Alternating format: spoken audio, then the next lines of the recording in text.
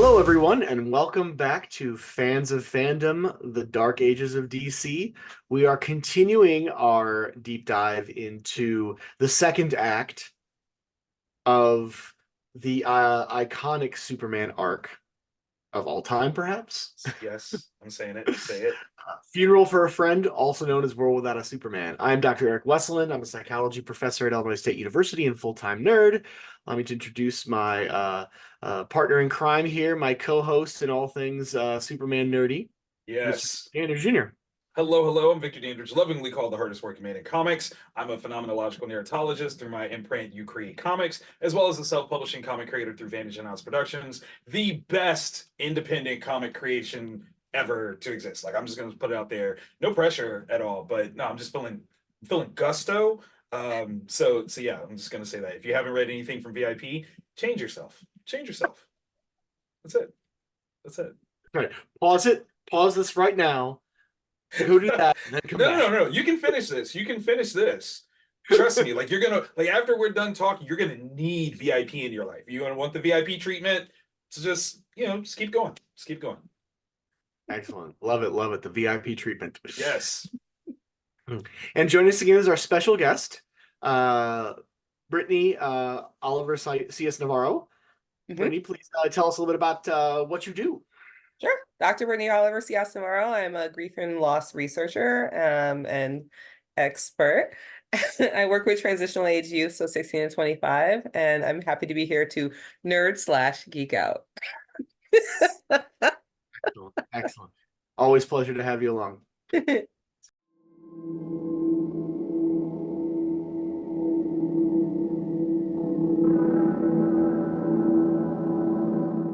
next issue, part 3 officially, Yes. Man of Steel 20. Right? And again, cover telling a story. This is the funeral issue. And let's talk about what you get from this cover. So, am I super nerdy? Okay, I'm gonna throw it. No. You only mega nerdy. Here. Oh, ultra. Oh, you want the ultra mega nerdy? Okay. By our nerd powers combined. Okay, so ton of characterization here, right? What's interesting is, okay, when you read comics, especially, but traditionally when you read, it's from left to right, top to bottom. What we first see in terms of characters are Batman and Robin, but they are clearly not a part of the group. And that says so much. This is me at the beginning of my comics reading career. So I'm already seeing that as much as Batman is easily associated, Holy Trinity of DC Comics, he's not with them. He is of them, but not with them. And it's kind of this idea of who he had been for like the last 10 years since The Dark Knight Returns kind of came out and created this concept of the deep brooding Batman who doesn't play well with others, will hurt people, this, that, and the other. That's already there. As I got a little bit more mature in my readership to understand the difference between Robin that's here, which is Tim Drake, versus Nightwing, who is the original Dick Grayson that's also in the front here. Big separation of ideas where the concept of Batman and Robin is limited to Batman's ideas of being a part, associating, being a part of a group, and how one can actually outgrow it, because Dick Grayson does. Huge thing. Doubled down by the fact that the only other person that has quote unquote sidekick, true sidekick status in that grouping is Wally West Flash, who is also there. Somebody that Dick would have grown up with and also has seen that there's another way. There's so much nerdy context here. When you get can I raise you one before we go off that? Go. You mentioned Tim Drake. Yes. You mentioned Dick Grayson. Yes. Who we missing? Who are we missing? Jason Todd, not in there, because Jason's dead at the time. Or is he? But yes, so the context of transition. Look at the subtle hinting of legacy characterizations. That's there. You also have, most notably, one of the most prolific figures in context of Superman's presence, Captain Marvel / Shazam, the next major person that you see in the context. This is a character that DC acquired because they sued the initial company, Fawcett Comics, for trademark infringement for how like Superman, Captain Marvel, Shazam was ruled to be. And the idea here that, okay, you see Batman first technically in the reading scheme, but he clearly is not a part of the group. So the person that you really are supposed to see first is Captain Marvel, who is not necessarily put in here as the supplemental newcomer in Superman's absence, though he could be. He's not. What's interesting is that you go him, Wonder Woman, Supergirl, arguably the strongest ones there. Like, in terms of power scale, it's hard to argue that those three couldn't beat everybody else that is there, like, without question. Power scales off the charts, everything, just huge.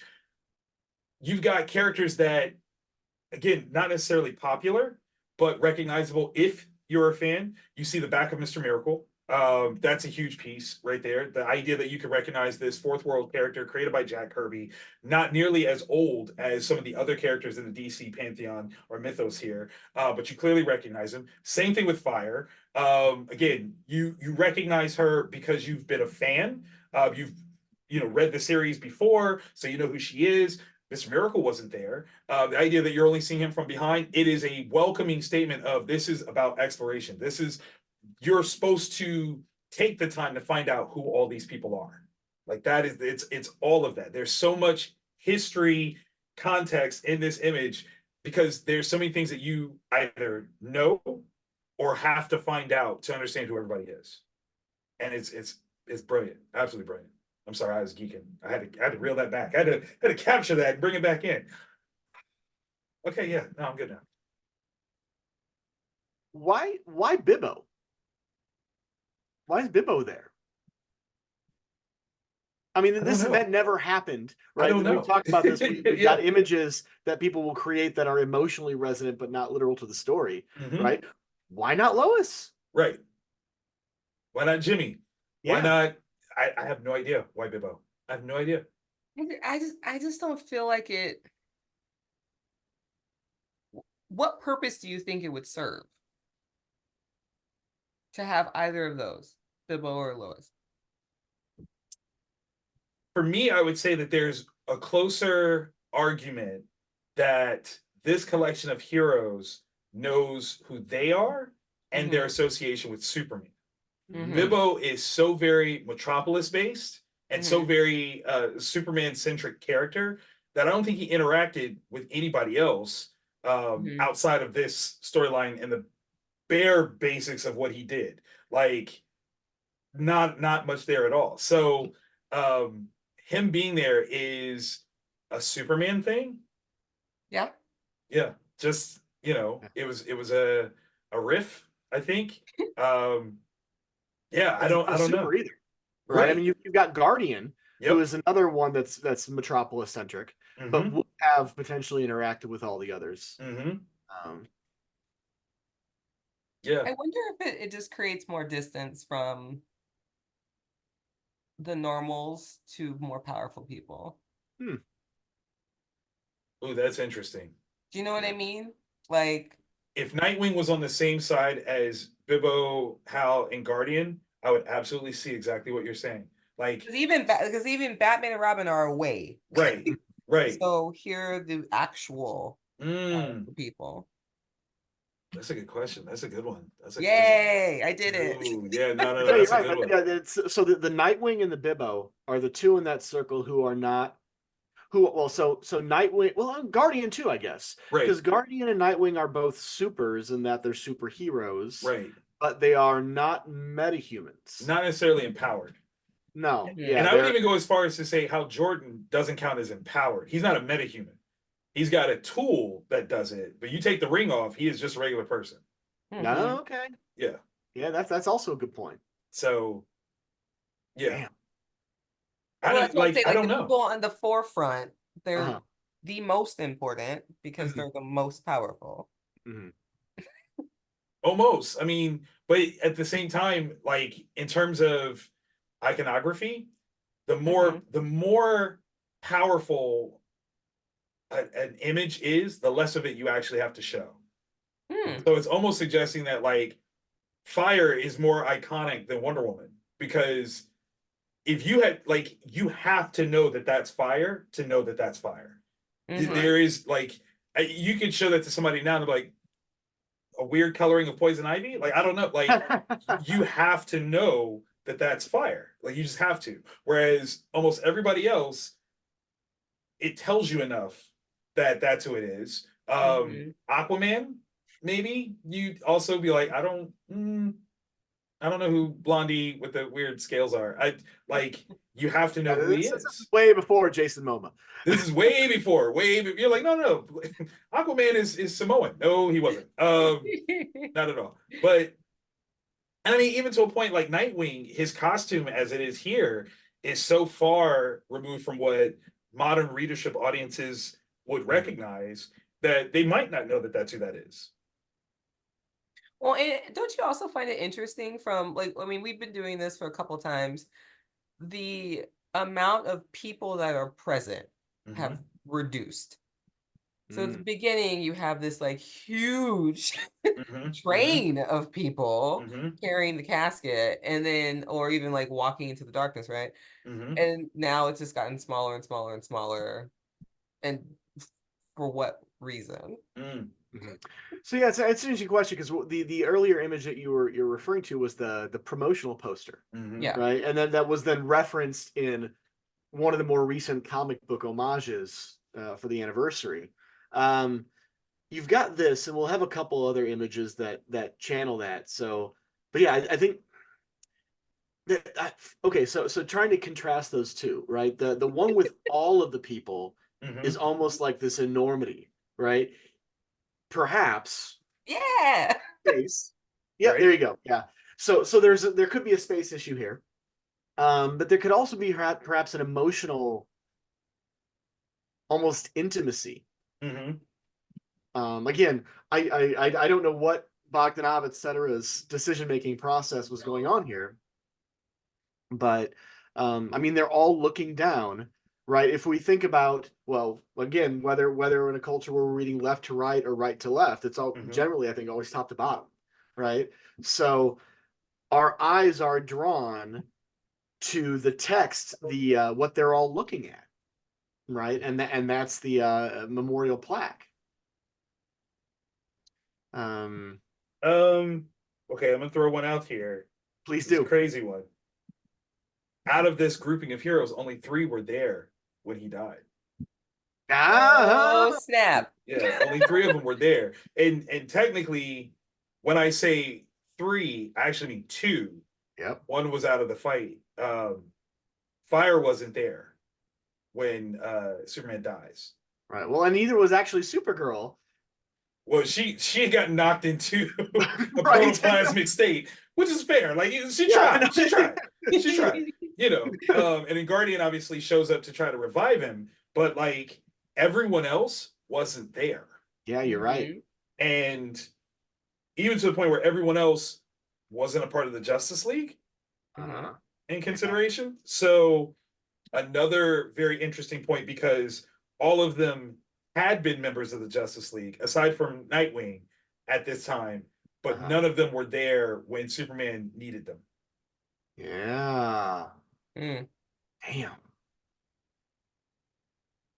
interesting. That's Curious. I'm Let me gonna just move call us- John I'm right gonna now. move Let me us just ask forward. him, like, bro, why'd you do it like this? Yeah, no, because I want to sit with that, but we can just sit here in silence and ponder.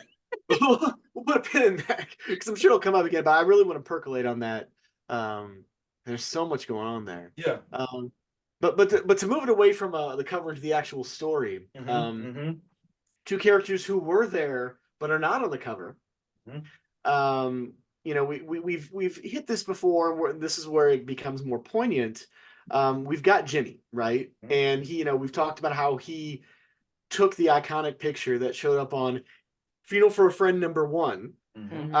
We get that to remind us here in the lower right. And I mean, I just love the faces, the body posture. I mean, only one person is talking here, but you know, earlier Brittany used the term like the loudness, Mhm. right? I just Mhm. the emotional loudness of this moment is so interesting. I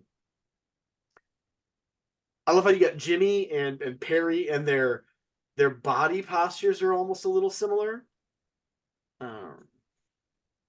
That jerk though, like I've never liked that dude. I don't even know if he's like a recurring character at all, but I hate that dude. Where he's just like, "Hey, you about to be it, buddy?" Like, bro, he clearly is not from Metropolis. Like, Superman has never saved this guy. Like, clearly he has never had an actual interaction with Superman, because even Lex had a less callous response to the death of Superman. Like earlier in the previous issue, when he sees Doomsday and he's beating him, and his internal monologue is expressing anger in a different way than what he's seemingly saying, but he's not this. He's not, he's not even necessarily promoting Supergirl like, hey, listen, we about to be rich because you about to be the it girl. Like, this dude is a terrible person. Like a horrible, terrible person. Bro needs to learn how to read the room. If He nothing does. else. Like, he is bad at his job. What does he do? Right? Like, he is in the marketing department, or no, he's like an accountant who is just, hey, man, did you see, like, we sold 1 million copies of the paper yesterday. Superman died.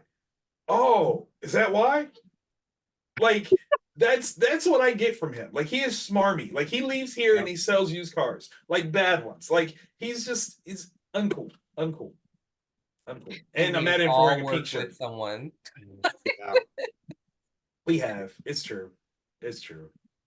I would like to. It would be funny to find out if, because a lot of characters, if they're not iconic, right? It's what most artists usually will draw inspiration from somewhere and put little homages to people they know in random characters, right? I want to know if like the artists were like, hey, there was this one jerk from my childhood, or the jerk in the bullpen.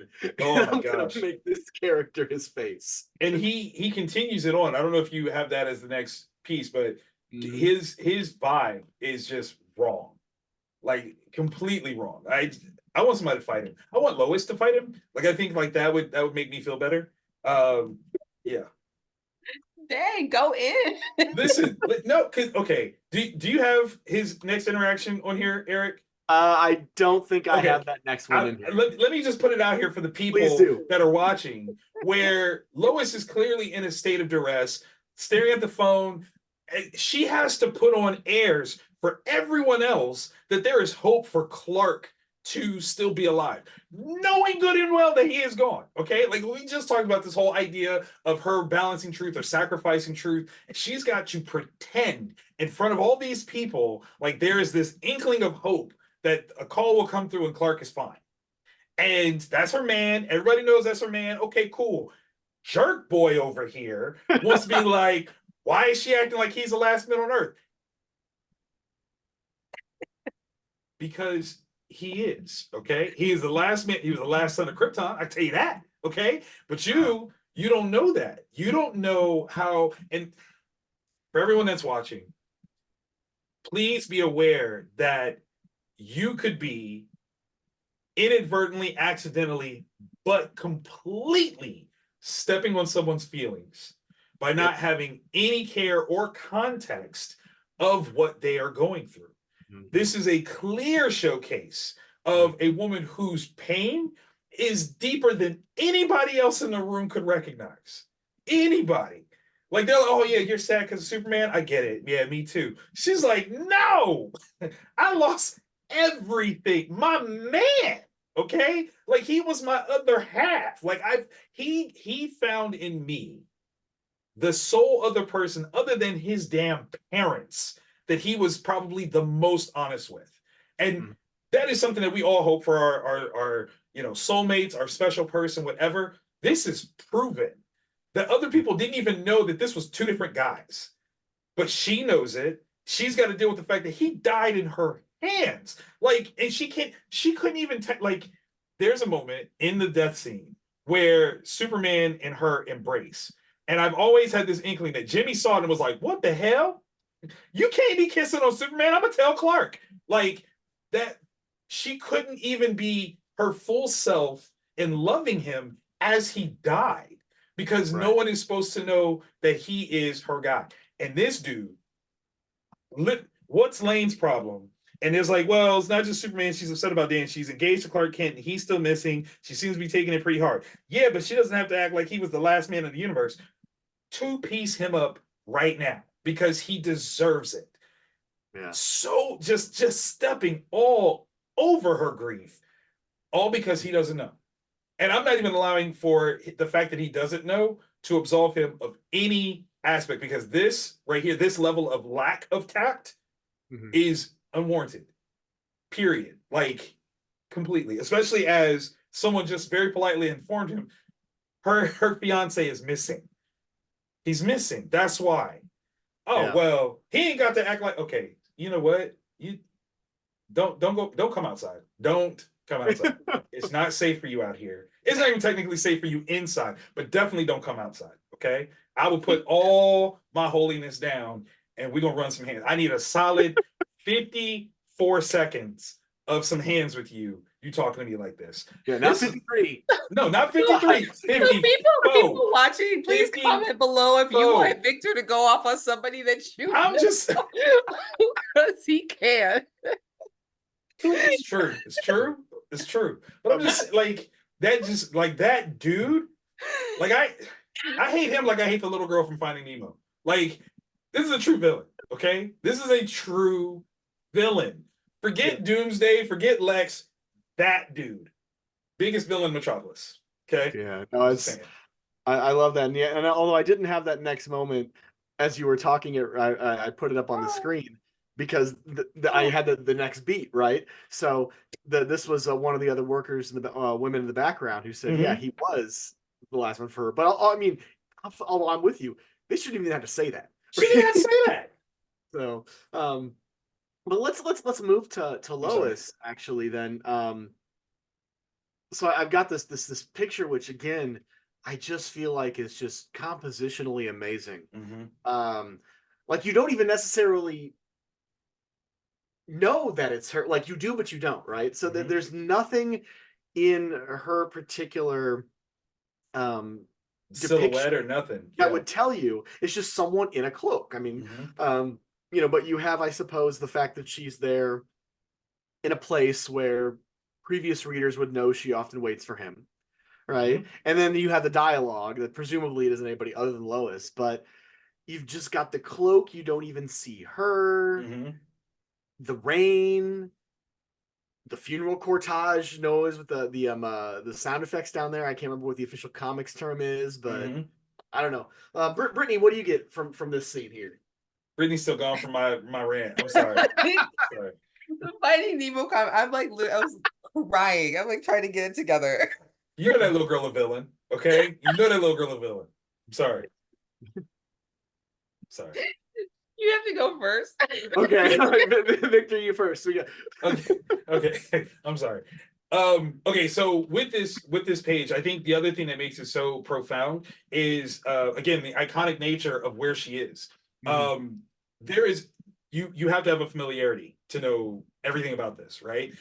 This is the Daily Planet giant piece on top of the building, but the way that it's done, right, in the realism that it's depicted with, you can't read that it says Daily Planet. You just have to know that that's what that is. And so what this does is it kind of roots the sense of familiarity in the pain that Lois is experiencing. She breaks it down so very well. What am I doing here? Thinking that he'll appear?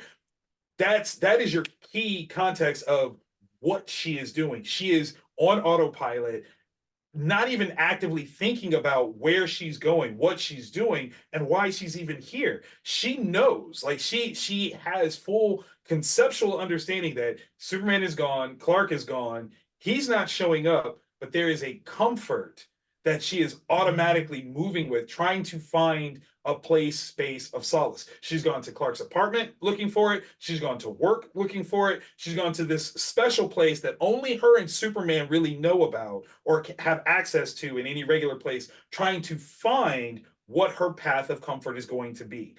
Again, still hasn't called his parents. She's still trying to get herself right before she can be somebody of help to them, because she fully understands, again, in context of all this stuff, the only other persons that can fully understand her grief are his parents, but she can't communicate to them yet until she gets herself grounded in a way that she could possibly do so effectively and be there for them, because in her estimation, even, they have more grief than she does. They raised the boy, they saw him become this hero. Like, she only had him for a little bit of time versus them. And so she's trying to get herself right and looking for as many different ways possible to do so. Like, yeah, As I also have crazy. to get myself together.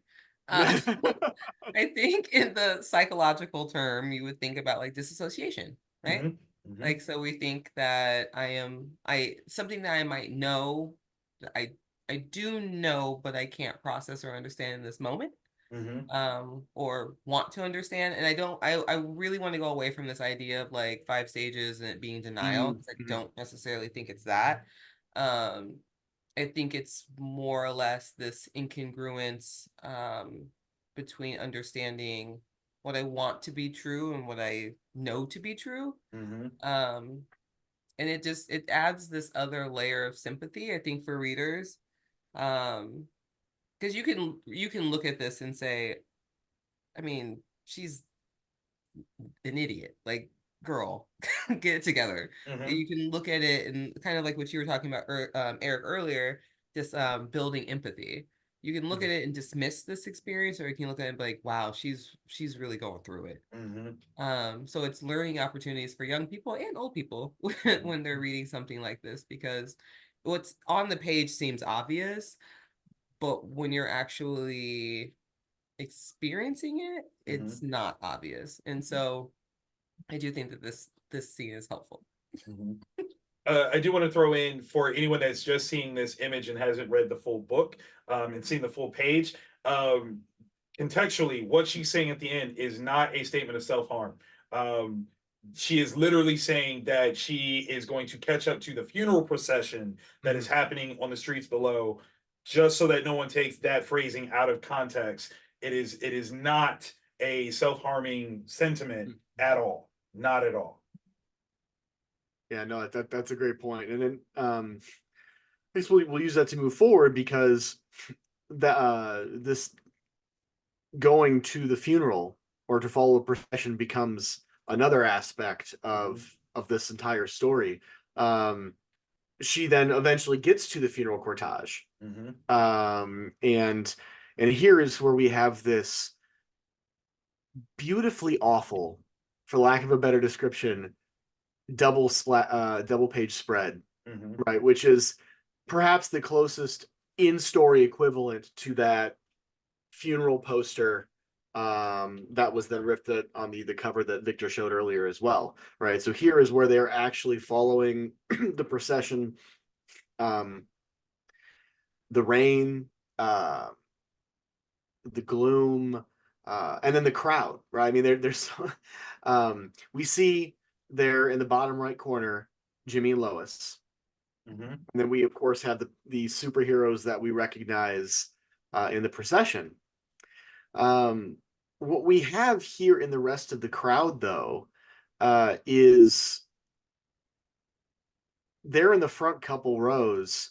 I'm not going to name specifically whom, because I don't know what they looked like then or now, but basically those are almost all the faces that you can see regularly, or mhm, most the most detail, are the creators of this series, mhm, right?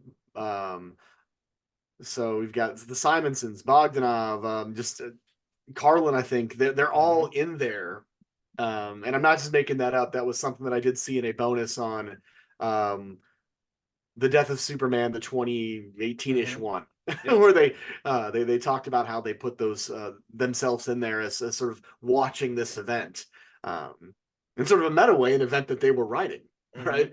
Mhm. And I maybe I'm making this up, so forgive me if I am inaccurate, but maybe I'm piecing together other interviews. But this idea of how when they started this story, they had no idea the cultural global impact that it would Mhm. have, right? Absolutely. And that's this moment, right? You've got Jimmy and Lois, who represent the sort of micro personal experience, and then you have like all of the media in the background.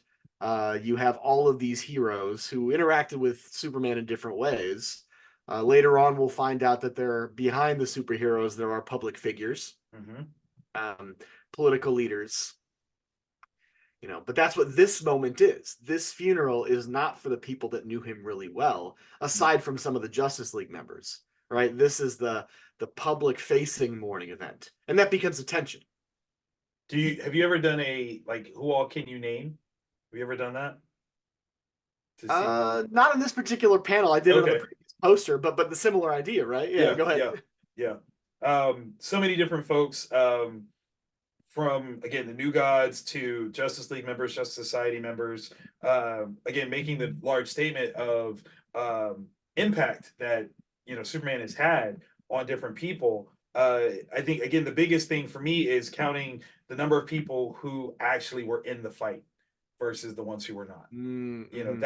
That's part of it that I think is so very interesting, and how that's spread out. I mean, you got Guy Gardner, you got Fire, Ice, Blood, Wind. I've always thought that was Booster Gold, closer to the actual casket. I've always thought that was Booster. But again, that's what I would read it as. Okay, good. But like almost everybody else wasn't there. Like weren't even a part of the fight at all. And that's kind of one of those like, oh man, like you guys show up now, where were you? And I think that's one of the more interesting pieces that the latest animated feature answers by having a more contemporary Justice League fight against Doomsday. Because at the time, I think the overwhelming concept was Superman not necessarily an active member of the Justice League, but Superman doesn't ask for help. And so his version of jumping in was the reserves. His was the help. And it was, out of everyone's mind that he would ever need help fighting anything because he's Superman. Like Superman doesn't need help. And so this almost gives the allowance for humanizing stories to move forward from this series, where you could actually put Superman in a position where there's a reason for the Justice League to exist in spite of there being Superman. I think before that, post-Crisis, Superman was at a power level where it was unfathomable that Superman couldn't win. And this was kind of like a great resurgence of storytelling for a character that, people erroneously put in the context of being OP or overpowered. And how do you create stories that will change that and kind of create a different hierarchy of power in the context of all the other characters, which I think is super duper important moving forward. I just noticed this time around we got Metal Man in the background. Yeah. There's no hero hotline there. No, we got the Metal Man. You got the Forever People. Like what were they doing? Like this? That's crazy. That's crazy. Can I make a really sad association? Sorry. Please Because do. I'm thinking about what you're saying, Victor, about and this has come up a couple of times today, of like the where were you aspect. And something that pops in my head is like if you have a friend or family member dealing with cancer, and then they pass, and then you still go to the funeral, right? So where were you during this struggle, right? And so even though that's a much different kind of analogy, but I think that you have community regardless if you're part of it directly, regardless if that's fandom or being a comic or being a teacher or a service member or anything else. Like when one falls, we all fall. So I think that people show up regardless. And this, I don't even know where this thought goes. It's just, I'm just thinking this out loud. It's like, I wonder if it was more or less like, I'm here to represent the community. Well, like I knew I couldn't be there because maybe I'm fighting my own thing, or I'm doing my, like something happened. I didn't know because he didn't ask for help, or something else. And I also want to say, like, I think that it being a 2-page spread was necessary to not only encapsulate like how momentous this is, but it also, I really like them being like kind of intertwined. And like with Jimmy, I'm kind of having an issue with because of that stupid picture. But it's interesting that everybody else doesn't have a face. Mhm. There's shadows. And so I'm wondering if it could have been done differently or should be done this way. If it would have resonated differently for you guys. I think the biggest contextual critique that I have is that it violates readership formats. So Mm. again, like I said, you go from left to right, top to bottom, but the direction of the storytelling is top right to lower left, and that's counter to how we actually read. And that's something that I've always found a little off-putting, but there had to be a reason for it. Like there's a reason why it's not flipped the other way. I don't know what it is, but there's got to be one, you know, because it's not Well, like you're looking at the imagery and you see, oh, somebody's costume is backwards and they just flipped it. This was done on purpose. yeah, and so like any rule, right? It's not that you can't break them. It's Right. that if you break them, you got to do it for a very particular narrative purpose. Mhm. And I imagine it would be interesting to see probably how many different rough sketches they had of this before they landed on this. Because yeah, it Mhm. would have had to make it through editorial. Right. Um, and so if the editors would have been like, well, why are you doing this? Why are you violating the 180-degree rule or whatever? Right. And been on the creators to make their case. Mhm. Um, I quickly want to cycle back to Brittany, your point about this idea of sort of providing an alternate perspective to the where were you, or I shouldn't say alternate, but building on it. I wonder if it's not similar for like folks in who have had estranged relationships, right? And then Mhm. someone passes, and then one has to decide: do I go? Do I not? What does that mean? It's going to be or even not even necessarily in terms of tension, but let's just say people grow apart, life happens, right? And then you find out that someone died or someone that was close to them died, and you choose to go back and say, okay, I haven't seen you in years, Mhm. but here's a moment for like I'm here to maybe to honor uh our previous relationship, which shouldn't necessarily end for any bad reason. It's just life changes, right? Mhm. To reconnect to one's past. I mean, there could be all of these reasons might be going on there. Um, It's like my yeah. neck's gonna fall off from that shaking. But like, because it's complicated, right? Because like you Yeah. said, like we all get older, we all either experience families or love or falling out of love, moving across country, moving out of country. Like so much of life happens in which these relationships that we thought were really precious for a long time just become strained. Like there are people in my family that I probably haven't talked to in a while. And then there are people in my life that I talk to every day. Like it just shifts based off of who you are, your lifespan development, like where you are in school, where Mhm. you work, how much time you have. If you're on different time zone, like I'm 3 hours away from my family, so when I get off work, they're heading to bed. So, like it's complicated. So even with this idea of like where were you, I think that we can, like you said, honor relationships even if they're distant. And I think that especially if you have a complex relationship with somebody.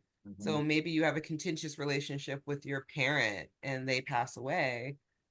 Do you not go? Those are really heavy questions to answer. Mhm. And regardless if you do or don't, you face the consequences of if you do or don't. So, like Yep. all of these characters, they face the consequence that they did or didn't, or were or weren't present. And now, should I show up, even though I wasn't present when he needed me? And Mhm. what's my justification of, well, I didn't know, he didn't ask for help, I wasn't around, I was fighting somebody else. Like, is it justifiable enough to make me feel okay enough to be present?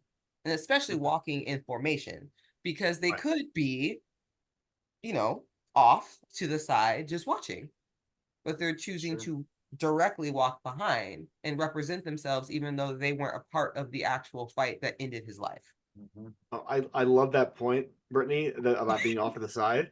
And I've got a panel of something going forward, so I can Oh, go to that. But Victor, did you have anything else you wanted to add before I moved on? Nope. Nope. Okay, That's so this is a yeah. good transition.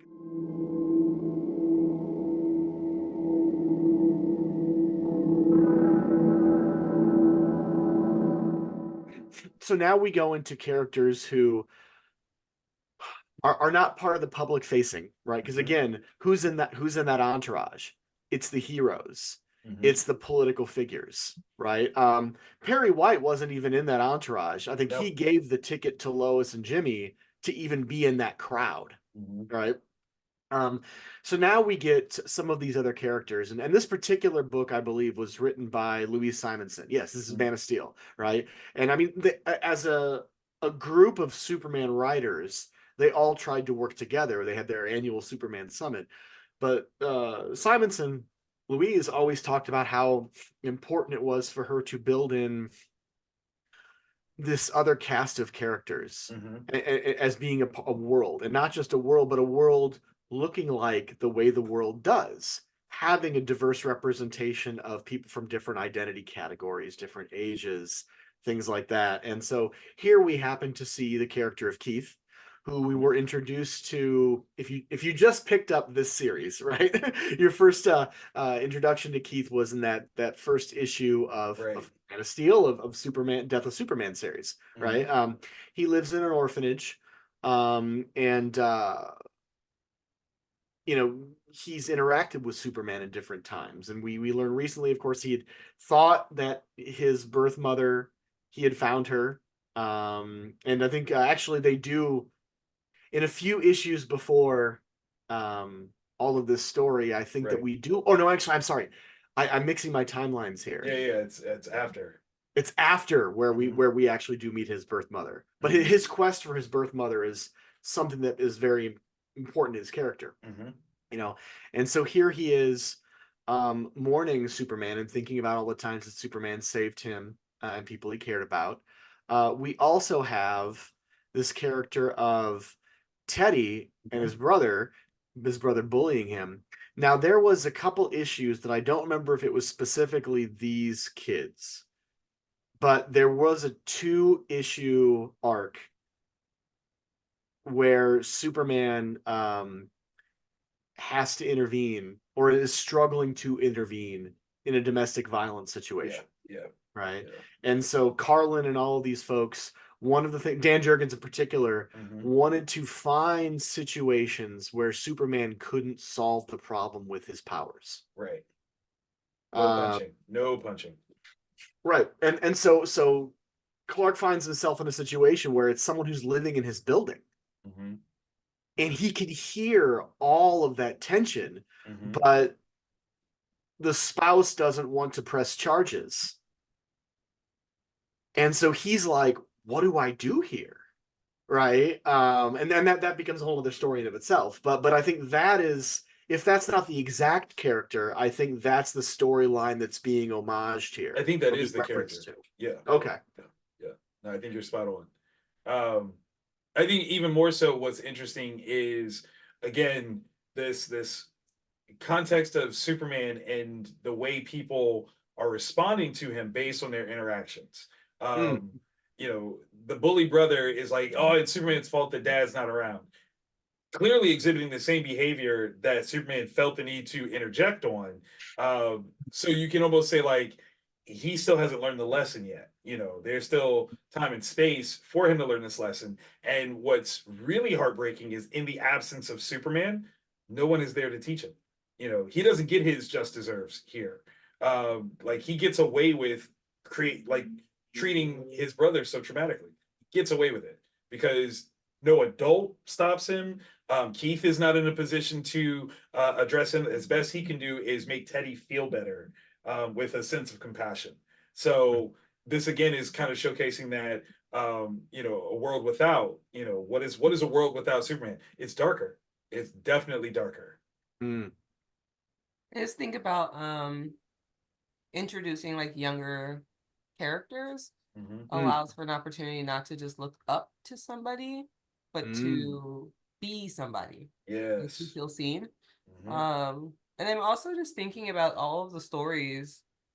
Everyone has just such tragic backgrounds, and I'm just trying to think of anybody that is just a normie, just woke up, had a good life, decent parents. Very rare. Very just rare. like it's you know, you always say like, you know, there's the phrase of like, you know, art imitates life. But I wonder what's such the gravitational pull for like, Mhm. let's bring sob stories, let's bring sob stories.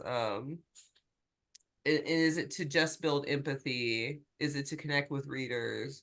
Or is it because we as humans, or especially in the Western world, assume just like that, you know, pull you up by your bootstraps kind of mentality that people go through things and you have to overcome and have resilience? Like, what is that? I mean, Victor, you do comic. Like, what is it? The mythology aspects of things, where we think that in the context of stories being survival information, that the best way for you to survive is a sense of individualization, and you know, having an understanding of your place in a group society but not reliance on a group society, which I think is, there was a point where that made sense, whereas the roots of society weren't necessarily as strong. We were more you know, agricultural, or not agricultural, but hunter gatherer. You had to be able to perform a level in order to be a part of society. And we've moved to a space where I don't think that the necessity of performance is the same. So it's kind of a weird sort of return to those ideas of, even if it's not culturally okay to say like you have to be able to do this in order to be a part of us, there is something that says, hey, you should look at what you can do. You Yeah. should find some sense of responsibility and self-worth that you could contribute, not that you have to, but in doing so you will be uplifted and elevate others. So much more of a spiritual vibe than a cultural necessity of what I think it used to be. Well, it goes back to the last slide. I'm just thinking of like, where were you? Right, Of right, this, Right. like, how can you be utilized yeah, for others? yep. If I may take the threads that you've all put out there, and tie them together, um, you know, Victor, you say, what would a world without a Superman look like? And Brittany, you said, you know, the having these younger characters provides them an opportunity to do things and not look up, or even not just even the young ones, but even the older, you know, supporting characters, right?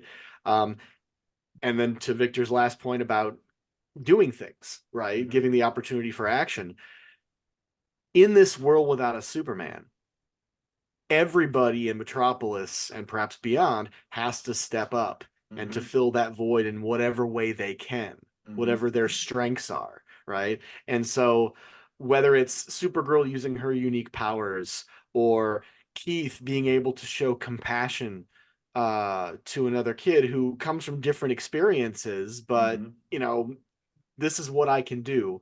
This is what you need. I'm being Superman for you now. Because, well, exactly right there. Keith says Superman wouldn't like that, right? So this inspires him to be super to someone else. We're going to see Bibbo again later on. He's going to have his arcs Yep. where he's going to be motivated to action. So, I'm going to move forward to that event. Brittany, you talked about people sitting off to the side, and I know Victor's got thoughts on this. You know, Again, Batman is not in that cortege. no, no, he is not. Again, off to the side. And another aspect of me and my early readership, this is part of my introduction to Batman. Mind you, I've seen the 89 Batman movie a bajillion times at this point, but having an understanding of who this character is in comics is different. Because not only did I have the 89 movie reference, I had the 66 TV show as a reference.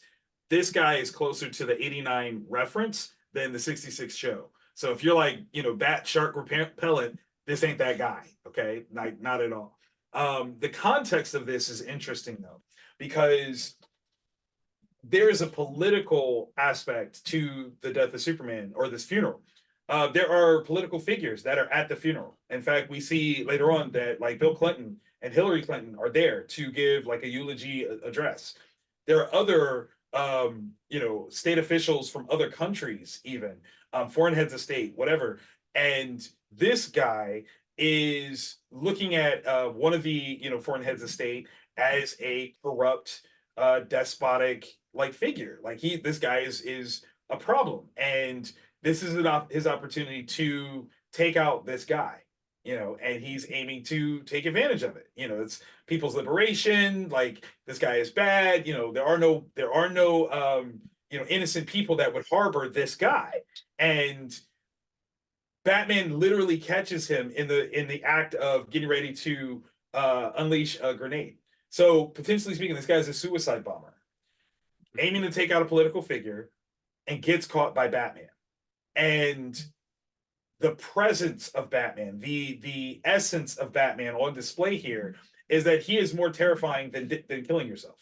Like, that's literally what happens here. Batman has caught this guy.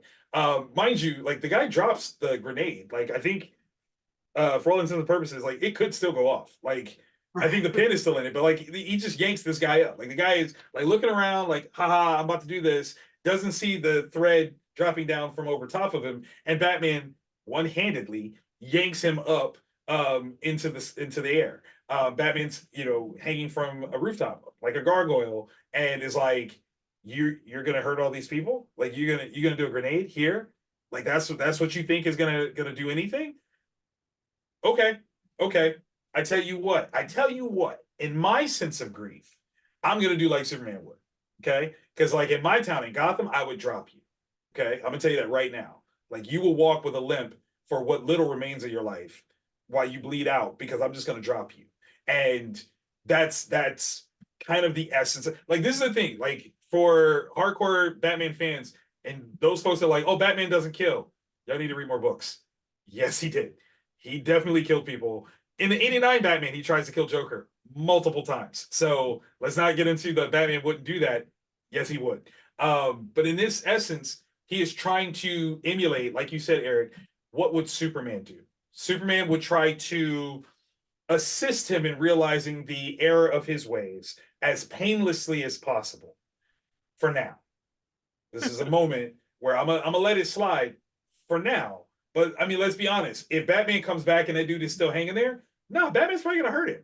He's going to maim him, because he's gonna be like, I thought about it. No, you're done. Like, I gave a chance. Nobody flew up here to catch you. Oh, I guess I'll have to put you down. Like, that's the way. But it was a very interesting sort of context for an introduction to Batman, having an understanding of the relationship that Batman is supposed to have with Superman, at all contentious, at all opposing, and Batman not wanting to mire the day with his own intentionality of justice by allowing for this guy to get arrested.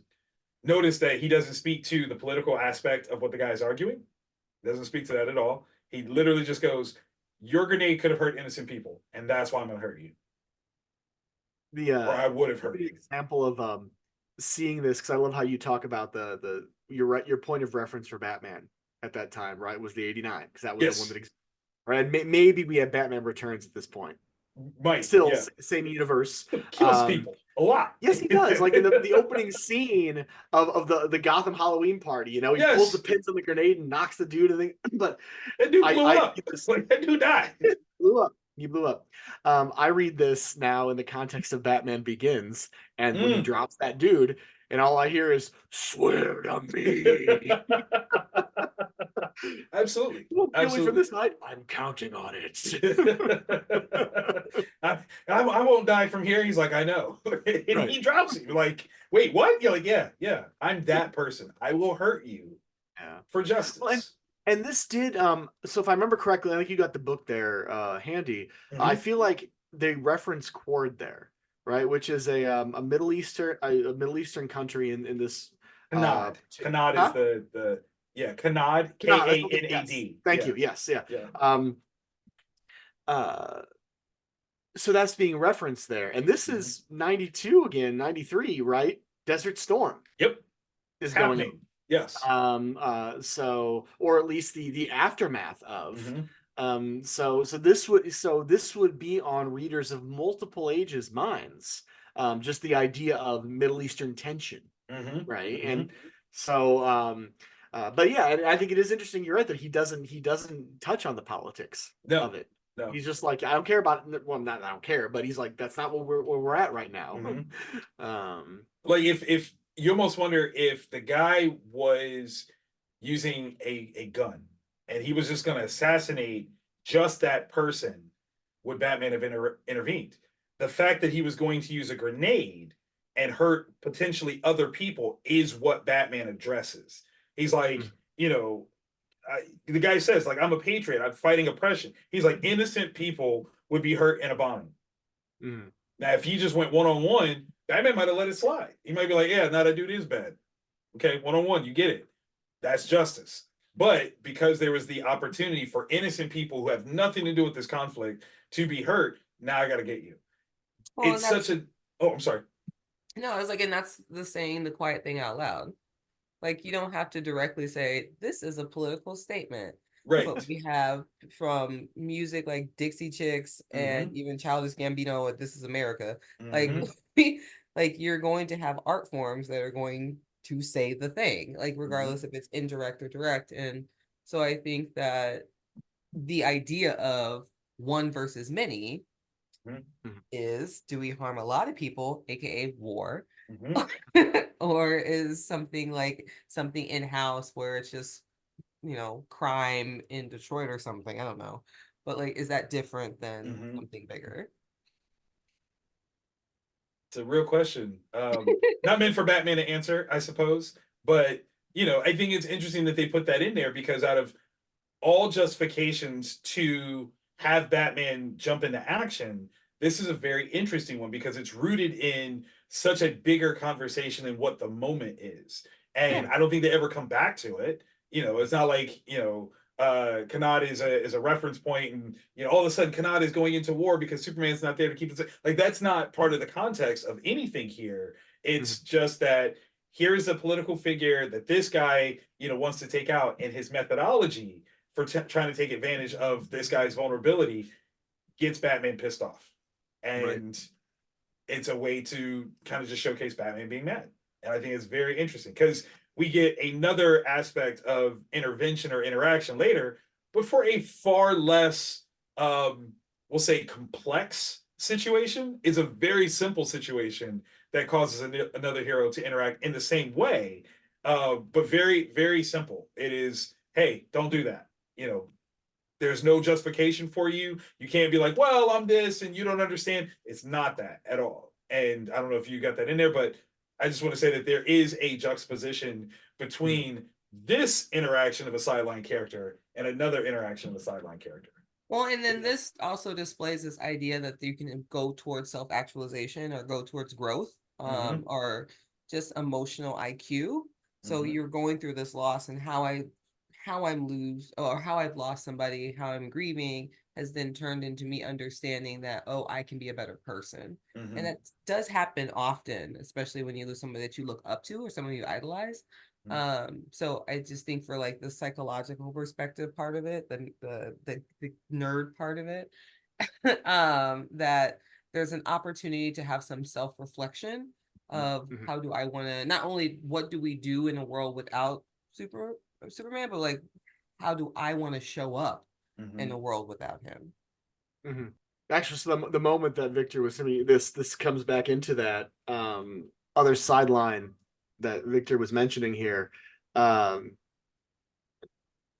the question of how do I want to show up in a world without Superman, right? This brings it back to Bibbo's growth, to use the term Brittany had, right? We've got that one person in the crowd again, who I think is one of the creators or someone DC related, who's selling T-shirts, that weeping S Shield T-shirt and polybagged Daily Planet Death editions with the armband, right? And of course, Bibbo calls him out for being opportunistic, right? Which is what actually many people who were upset by the death of the character in the real world saw everything as being a crass opportunistic as well, which of course we've talked about many times here. The whole point was a good story, and yes, making money is part of that. And when we take a more promotion as opposed to prevention focus of the eventizement of the story, but here is an interesting riff on that, right? And what you end up then. Oh yeah, so here we go. Here I pulled it out there again. Yeah. That's the dude earlier there in the crowd. Um, I what I think that's didn't Roger have here, Stern. huh? What? I think that's Roger Stern. I think that's who that is. Okay. Yeah. Um, what I didn't pull out here though is Bibbo's getting angry with him and is like about to punch him out, Hmm. but then this character says, "Hey, my home was lost in the Doomsday fight, and my family is homeless, and I got to feed them." Hmm. Right, and so Bibbo stops and says, "You know what? I'm gonna do what Superman would have done, and I'm gonna give you a shot. You're gonna come back to my bar tomorrow. I'm gonna give you a job, Hmm. and I'll buy all of this crass merchandise you have, so that you don't sell it, but you'll get the money for it." Hmm. Hmm. um, so the other example that you gave, I don't think I have in here. Okay. All right. But It we can comes up. talk about it if we want, since you want to. Yeah, I'll talk about it. Uh, So again, it's such a perfect segue actually. So sideline character, again, we'll say opportunistic situation, a very sleazy we'll say news guy shows up to try to buy the rights to the Death of Superman photo from Jimmy Olsen. And the guy is like, listen, we could put it on all kinds of stuff. Like here's this guy that has T-shirts and armbands, newspapers that he had to invest in or whatever in order to get. And this guy's like, I'll give you 5% of the net. We'll put this photo everywhere on mugs, buttons, lunch boxes. I'm gonna make you rich off of this image of Superman that is on that newspaper, like literally on that newspaper, covered up, as it is right now. But the guy is trying to make it marketable as opposed to capturing news. And I can see the justification to Jimmy was like, I'm absolutely taking this photo and I happen to catch this thing, and this is capturing a moment versus capitalizing on a moment, and there is a difference. Jimmy as a Cub news reporter. I mean, you could say he's a photographer. He's about capturing the news. Like that is his job. And it personally hurt him to have caught that picture. Like he's not proud of it, like under any circumstance. And unlike in the 2006 Superman Doomsday movie, where he does kind of lean into capitalizing on it, this one he does not. And the guy that's approaching him, Jimmy, like punches him off of him. Like, first of all, this dude totally invades his personal space, puts his arm around him, starts touching him, and Jimmy's like, no, like today ain't the day. Like, and I think that's also part of the thing is Superman just died like yesterday, like a couple days before. Like, it's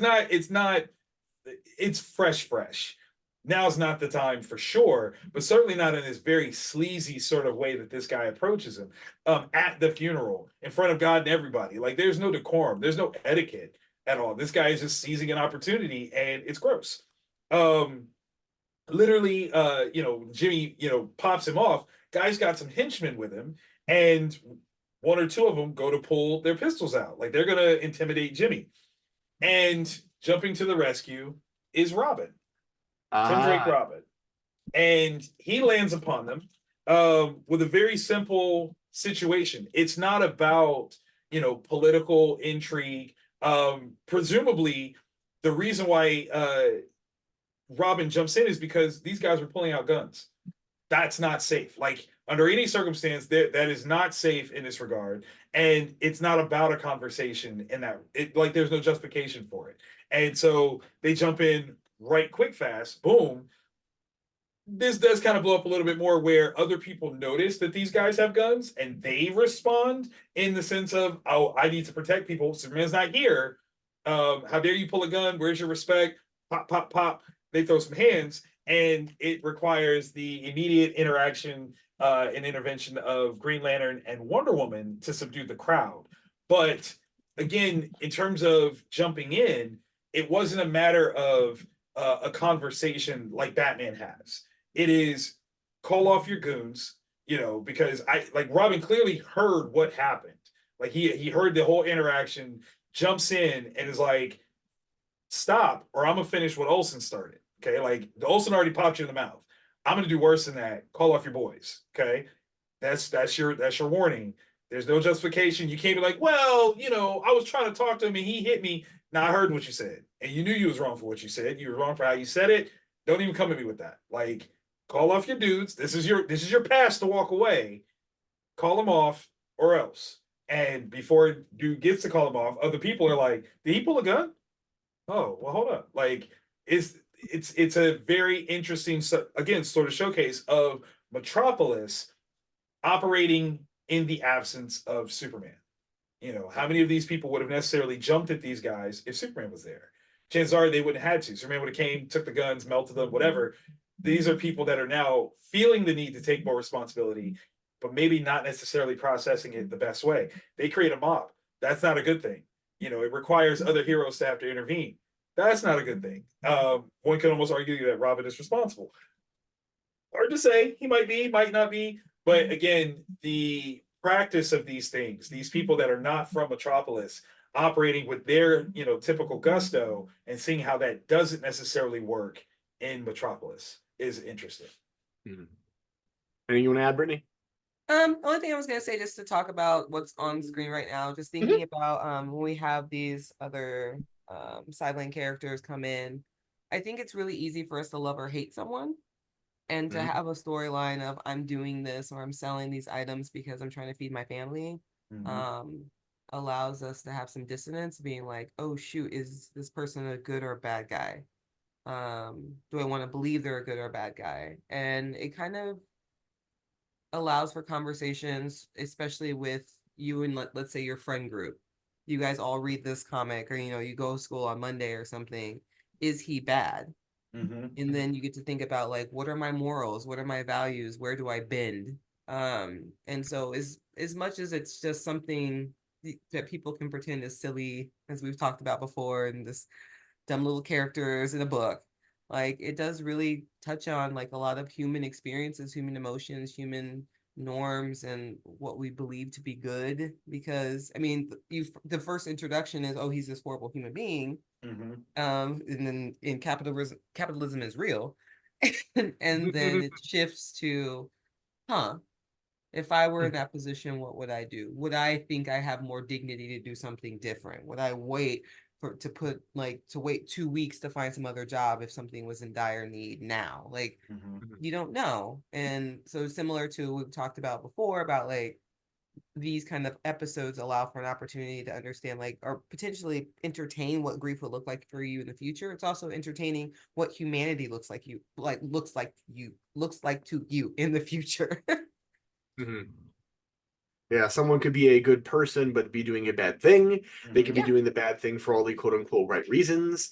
Maybe there is no clean way out of it, right? And it's an issue of, well, what way can I respect myself the most if there is no perfect way out of this, right? Just like earlier, you gave the example of, do I go to this funeral, do I not? It's got negative implications either way. So the question then comes down to, well, what way can you do it in a way that you can look yourself in the mirror and say, you know what, this is the hand that I was dealt, and I stayed as true as possible to whatever I consider to be my core values. Right. Yeah, I heard one clinician say both are going to be distressing. Which one can you handle? Right, yeah. I like that. One of the later pages of this issue, again, one where I couldn't just pick one spot, because I felt like, well, and this one was all meant to be taken together, right? You've got the sort of core action in the middle of the closing of Superman's vault, if you will, which is and its finality. And then you have that sort of moment where above it, those three panels, which those are chords, right? Laying the thing down. Yeah. So is it a series of moments, or is it all one moment? Because you've got the gutters sort of bisecting Perry's shoulder and the rest of his body, right? So it's meant to take a long time for us to look through it, even if it's all the same moment. And I just love that contrast of Luthor and Supergirl, in their their faces, right? You've got Luther's smirk Mhm. because earlier, when he was planning the funeral, um, Supergirl was experiencing his stress as regular grief, and I Right. suppose in his way he is grieving. In a way that's very very sociopathic, but he was like, damn it, Superman was mine to kill. Right. I'm not gonna I that was robbed from me, but I'm at least Mhm. gonna get to bury him. I'm gonna have my say. Um uh and then you have the sort of closing of it by Wonder Woman and Green Lantern. You've got the ashes to ashes, dust to dust, Mhm. right, which is a very very funeral closing, at least among Christian funerals, right? That is a very regular way of wrapping up the service. Mhm. Um, then you've got all these characters around it, right? These different characters that are these supporting actors in Metropolis or a couple out. I don't know, I'll stop because I just feel like there's so much here. So the the supporting characters I think are super important. The one that is the most important is Lois Mm-hmm. because she's not actively engaged in the funeral like they are, Right. like everyone else is. And you kind of like in the was it 2 pages back. What you have here is Lois has finally moved away from the crowd to make the call to Martha and Jonathan. And again, in a way that people need to understand at the time, this is the thing. She's calling from a payphone, which is one of these magical things, children, where you actually had to put in coins in order to make a phone call. She's clearly doing it collect because she's calling the operator first, but she's calling what is known as a landline, which is a phone inside someone's home that does not travel with them. So the issue here is when she's decided to finally make this call, when she has settled her spirit, her soul enough to reach out and try to be some comfort to Superman's parents, they are having their own funeral service on their farm away from their phone. They're not, it's not, there's not a means of actually connecting to them as we now know. Like it's not on the hip, it's not something they can just see, oh, she called, I'm gonna call her back. None of that was possible at the time. This was a reach out at a time where she had no knowledge of where they actually were. They could have been on their way to Metropolis for all she knew. She had no idea, but she's trying. So, where everyone else is in a position of saying goodbye, she is actually in a position of reaching out, thinking for other people, trying to make sure that, in her estimation, some of the most important people who should get to say goodbye have some sort of connection to this event in some way, shape, or form, because she understands full well that as his parents, they should be there, but no one knows that, and therefore they can't. And so she's finally like hit that space where she's like, forget my pain. I need to make sure that they're all right. And I need to, touch base with them. And so everyone else is getting this opportunity to say goodbye, but she is actively saying hello, essentially moving beyond her grief into a space of helping other people. I when I first looked at this, I was like, whoa, this page is busy. And I originally was like, I don't like it because of XYZ, mostly just because of the busyness of it. But then I think about the concept of this idea of like life flashing before you and all of these faces. And so I think that it did bring in like not only a personal experience of what loss would look like, but also all of these people's experience simultaneously, because I mean that's been the biggest thread or the golden thread throughout this entire story, is that this is universal, not just for people of Metropolis but for people around the world. So tying in all of these faces, tying in all of these like loose ends does really solidify the importance of everybody's important, regardless if you are extraordinarily powerful or if you're someone who takes photos. um and kind of just to bounce off of Victor a little bit, like I just think about Lois's role of having to make the call when she did, because I think that it is important to note that, like, your ability to heal, your ability to self-soothe, your ability to cope is going to change. And I think that, again, here are times in which anybody, the reader, can say, why didn't she do it right away? Why didn't she do it immediately? Why didn't she do it the second of? Why, like, she had so many opportunities, but this was the right time for her. And it's important, especially for people who've experienced some sort of loss, to make sure that you are in the space to be able to hold somebody else's vulnerability, because, and have your own vulnerability held, because it does sometimes take some time. That is poetically wonderful to say. Yay! Yes. No, because I mean, because that's one of those things where it is so easy from the outside for someone to judge or critique someone's intentionality or methodology of something. But again, you don't know what they're going through. And just like Jerkface in The Office earlier, why is he acting, why is she acting like he's the last dude on earth? Because for her, he was. Just as simple. Like, boom. And you don't always get that explanation as to why somebody did or did not do something when you thought that they should, but that's why you aren't them. And your justification or critique of the situation is irrelevant to their actuality. And I think that's one of the things that, in the sense of responsibility, that we all should take, is to understand that just because you might do something a certain way doesn't mean that it's inherently right for anyone else to move that same way. Yes, I'm a big quote person. It was like, just because someone didn't love you the way that you would like doesn't mean they didn't love you with all they had. And so